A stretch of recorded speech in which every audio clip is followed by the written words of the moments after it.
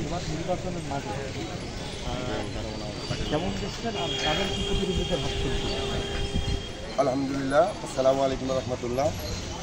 মোহান রাব্বুল আলমীকে শুকরিয়া আদায় করি আবারও আলহামদুলিল্লাহ যে আল্লাহ তাআলা আমাকে নির্বাচন করার মতন সুস্থ শরীরে এখানে অতিথি নিয়ে আসার জন্যে আমাদেরকে সবাইকে এখানে উপস্থিত করে সবাই একটু দিল থেকে শুকরিয়া আদায় করি আলহামদুলিল্লাহ। আলহামদুলিল্লাহ। আমি আসলে হেভি ওয়েট বলতে কিছু বুঝি না, আমি বুঝি কাউনিয়ার উন্নয়ন।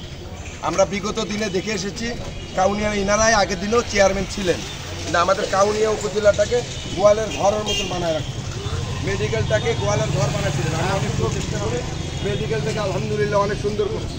আপনারা মেডিকেলে গেলেই বুঝতে পারবেন এবং মেডিকেলের সেবার মান 100% করে ফেলছি ইনশাআল্লাহ। আমি আমার একটা কথা বলবো, কাউনিয়ার ইনারা অনেক হেভি ওয়েট প্রাপ্তি, কিন্তু বিগত দিনে তারা উপজেলা চেয়ারম্যান ছিলেন, থাকার পরও কাউনিয়া বাস স্ট্যান্ডের মধ্যে ফুট ওভার ব্রিজটা প্রয়োজন ছিল। লাস্ট উন্নয়ন আমাদের কাউনিয়ার জন্য এসেছিল, কিন্তু তারা সেটা আমাদের কাউনিয়ার মানুষের উন্নয়ন দেখতে না পেরে তারা কি করছে, সেই ওভার ব্রিজটা নিয়ে মিরবাগে ফেলে দিছে। সেখানে উঠে নারীর ছেলেমেয়েরা প্রেম করে আর গাঞ্জা করে গাঞ্জা খায়। বলেন এটা কি আমাদের কাউনিয়া উপজেলার পাশে ন্যায় করা হয়েছে না অন্যায় করা হয়েছে? ভাই আমি এই অন্যায়ের বিরুদ্ধে জোরালো প্রতিবাদ। ইনশাআল্লাহ আমি নির্বাচিত হব ইনশাআল্লাহ। আপনারা আমার জন্য সবাই দোয়া করবেন। আমার মার্কা হলো ঘোড়া।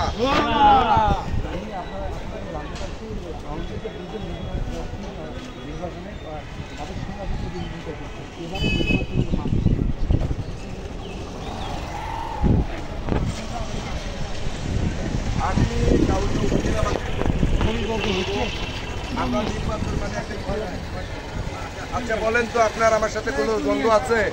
কার সাথে দ্বন্দ্ব আছে? আমরা নির্বাচনের মাঠে যে বিজয়ী হয়ে আসবে আমরা তাকে সবাই ওয়েলকাম জানাবো। যে কোন দলের প্রার্থী কোন মার্কা এটা দেখার প্রয়োজন নাই। আমি আপনাদের উদ্দেশ্যে একটা কথাই বলবো যে আপনারা যোগ্য দেখে পক্ষ নেবেন, যোগ্য প্রার্থীকে নির্বাচন করবেন। হেভি ওয়েট বলে কিছু নাই। হেভি ওয়েট বলতে কি ওজন? এটা কি পাথর? এটা তো পাথর নাই, মানুষ। উনিও মানুষ, আমিও মানুষ। তাহলে এখানে ওয়েট আর হেভি ওয়েট বলে কোনো শব্দ ব্যবহার করাটা আমার কাছে মনে হয় সমীচীন নয়। আসসালামু আলাইকুম রহমতুল্লাহ। ভাই